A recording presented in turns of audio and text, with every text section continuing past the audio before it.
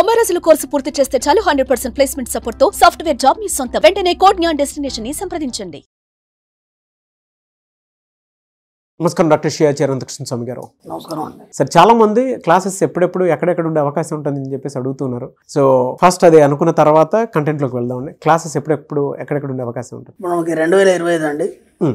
2025లో 23 మార్చి వచ్చి వైజాగ్ అండి. అలాగే 13 ఏప్రిల్ వచ్చి రాజమండ్రి, 20 ఏప్రిల్ వచ్చి హైదరాబాద్, 27 ఏప్రిల్ వచ్చి బెంగళూరు అండి, 4 మే వచ్చి తిరుపతి, 11 మే వచ్చి విజయవాడ. ఇవే కూడా మనకి ఇప్పుడు ఈ 6 తారీఖు ఏప్రిల్ వచ్చి మనకి స్పెషల్ క్లాస్ ఉంది. ఇది ఎందుకు చెప్తున్నానంటే, స్పెషల్ క్లాస్ అటెండ్ చేయగలిగితే మీరు మనకి 20, 21, 22 మే గోవా సెషన్ క్లాస్ 3 రోజుల క్లాస్ ఉంది. గోవా క్లాస్. ఈ స్పెషల్ క్లాస్ 6 ఏప్రిల్ కనుక మీరు అటెండ్ చేయగలిగితే మీరు సెషన్ క్లాస్కి అటెండ్ చేయడానికి మీరు అర్హులు అవుతారు. ఎందుకంటే లాస్ట్ టైం కూడా మనం గోవాలో ఎక్సలెంట్ క్లాస్ చెప్పుకున్నాం. ఆ సెషన్ క్లాస్ అనేది అద్భుతమైన క్లాస్. అది ఏంటంటే జీవితంలో మీరు పరిపూర్ణత్వాన్ని సాధించడానికి, ఒక ఉన్నత స్థాయి సాధించడానికి ఖచ్చితంగా మీకు అది దోహదపడుతుంది. మీకే కాదు, మీ తరతరాలకి.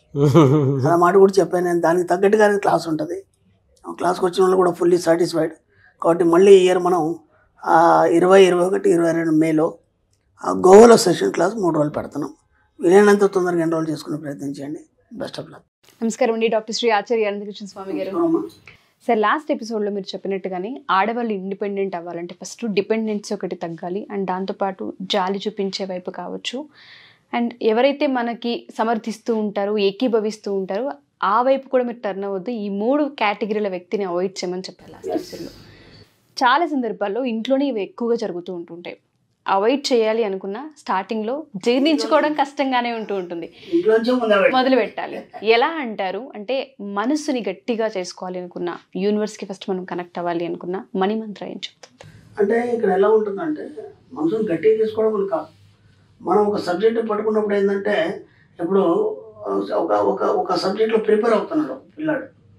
ఆ పిల్లాడు ఎలా ఉంటాడంటే, ఎగ్జామ్స్ దగ్గరకు వచ్చినప్పుడు ఒంటరిగా రూమ్ తీసుకుంటాడు. ఓకేనా? తీసుకొని ఆ ఎగ్జామ్స్ అయ్యేంత వరకు బయటికి రాడు. అప్పటి వరకు సన్నగా తిరిగిన అబ్బాయి అయినా సరే, ఎవరైనా సరే అప్పటి వరకు బయటికి రాడు. ఆ తర్వాత పదే బైహార్ట్ చేయడం అనేది జరుగుతుంది. బైహార్ట్ చేయడం అంటే దాని మీనింగ్ ఏంటంటే, మీరు చిన్నప్పుడు ఉప్పు కప్పురం పద్యం చదివి ఉంటారు.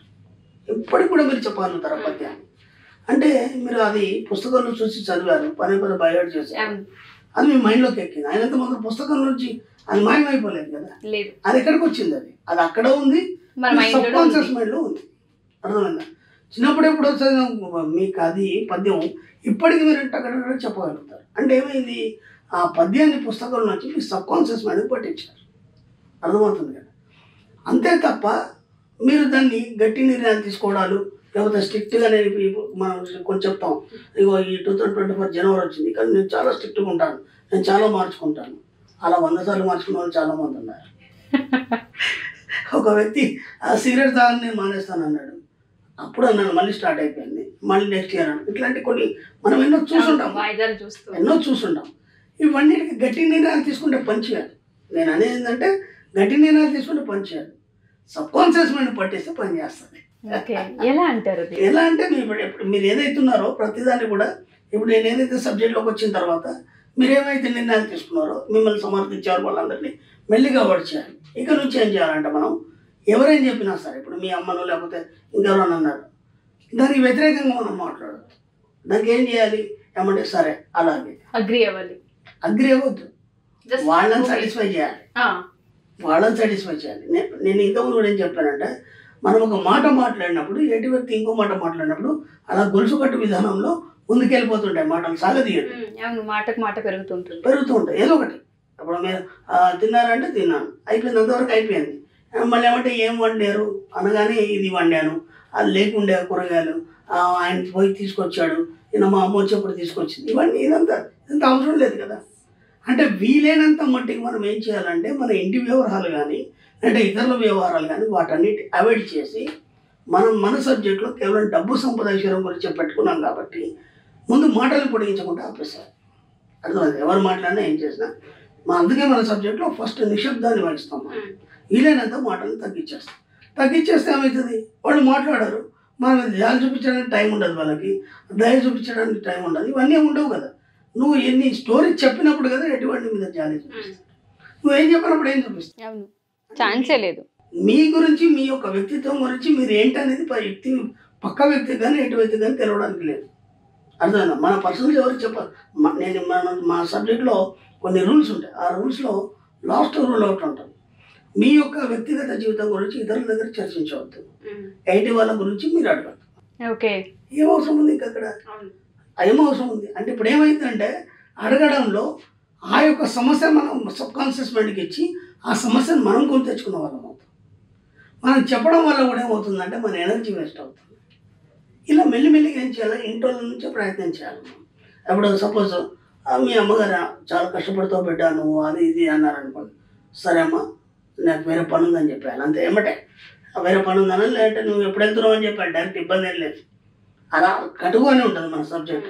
అలా అంటే ఆమె హట్ అవుతుందేమో, అయిపోయింది కదమ్మా సాయంత్రం దాకా ఉంటావా లేకపోతే వెళ్తావా లేకపోతే ఉంటావా, ఏదో అలా మాట్లాడినప్పుడు ఈ మాటలు మాట్లాడడం అనేది ఉంటుంది. అర్థమైందా? ఎప్పుడైతే మనం ఎవరైతే సమర్థించడం కానీ జాలి చెప్పడం జరుగుతుందో అప్పుడు వేరే మాటలు డైవర్ట్ చేయాలి. వాళ్ళని డైవర్ట్ చేసి దాన్ని అంతవరకే కట్ చేసేయాలి. దాన్ని సాగదీసినప్పుడు ఏమవుతుందంటే ఒక మాట పెరిగి మీరు మళ్ళీ మీ సబ్కాన్షియస్ మైండ్ దాన్ని పట్టుకొని దాని వైపు ఆలోచించే విధంగా. ఇప్పుడు మెల్లిగా మీరు ఇంట్లో అవాయిడ్ చేశారు, తర్వాత మీ బంధువుల నుంచి మీ స్నేహితుల నుంచి సమాజం నుంచి మెల్లిమెల్లిగా అన్ని మాటలు అవాయిడ్ చేయడం వల్ల ఏమవుతుందంటే మెల్లిగా ఒంటరితనం అనేది మీకు ఆవహిస్తుంది. మీకు తెలియకుండానే మీరు సైలెంట్ అయిపోతారు. సైలెంట్ అయిపోయినప్పుడు ఏమవుతుందంటే మీ ఇన్నర్ వాయిస్ మాట్లాడడం మొదలవుతుంది. ఇప్పుడు దాంతో ఎంతైనా మాట్లాడండి, మీరు ఏది అడిగితే దానికి సమాధానం చెప్తుంది, మీరు ఏది కోరుకుంటే అది ఇస్తుంది. మీకేమేమి కావాలో అన్నీ చెప్పండి. దాంతో హాయిగా ఒంటరి కూర్చోండి, మీ మనసు ఏమేమి చెప్తుందో దాన్ని అబ్జర్వ్ చేయండి. దాన్ని ఏమంటారంటే మనకి ఎకార్డ్ టోలే అని చెప్పేసి మనసు మాట్లాడే సంభాషణ మీద ఆయన చాలా ప్రయోగాలు చేశాడు. కాబట్టి ఎప్పుడైతే మీ మనసు మాట్లాడే సంభాషణని మీరు ఎప్పుడైతే వింటారో మీకు ఏది కావాలంటే అది ఇస్తుంది. దాన్ని మించిన మిత్రుడు ఈ ప్రపంచంలో లేడని చెప్పి అదే సబ్కాన్షియస్ మైండ్, అంతకంటే ఏం లేదు. కాబట్టి ఇప్పుడు ఏమైంది, మీరు జాలి దయాకరణ ఇవన్నింటి పెట్టుకున్నంత మట్టుకి అందరితో కలిసినంత మట్టుకు అది మాట్లాడదు. ఎందుకంటే అది మాట్లాడుతుంటుంది నిరంతరం, ఆ వాయిస్ మనకి వినిపించదు. ఎప్పుడైతే ఇవన్నీ కట్టి పెట్టారో ఆటోమేటిక్గా ఆ వాయిస్ వినిపిస్తుంది. దానివైపు మనం చూసినప్పుడు గొప్ప గొప్ప సలహాలు ఇస్తుంది. మీకు కావాల్సిన డబ్బు సంపద ఐశ్వర్యం ఎలా వస్తుంది అనేది కూడా ఐడియా అని చెప్తుంది. అన్నీ మీ దగ్గరికి తీసుకొచ్చి పెడుతుంది. దానిలో మీకు ఏం కావాలో చూస్ చేసుకోవచ్చు, కోరుకునేది మీరు సాధించవచ్చు. నో వర్డ్స్ సార్, అసలు ఇన్నర్ వాయిస్కి కనెక్ట్ అవ్వడం అన్న ఆ పాయింట్ నాకు మీరు మాట్లాడుతుంటే గూస్ బంప్స్ కూడా వస్తున్నాయి. అంత పవర్ఫుల్ ఉంటుంది. అంటే అది దాన్ని పట్టుకోవాలని కూడా బయట తగ్గించాలి. ఎగ్జాక్ట్లీ, బయట తగ్గించాలి. దాన్ని ఎప్పుడైతే పట్టుకుంటామో జీవితం సాఫీగా సాగుతుంది. ఇతరుల గురించి ఎప్పుడు కూడా ఆలోచించాలి.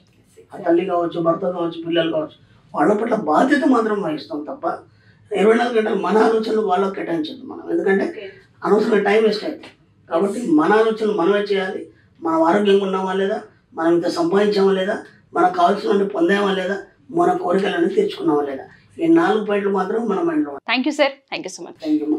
సుమన్ టీవీలో మీ పర్సనల్ అండ్ బిజినెస్ ప్రమోషన్స్ కోసం కింది నెంబర్కి కాంటాక్ట్ చేయండి.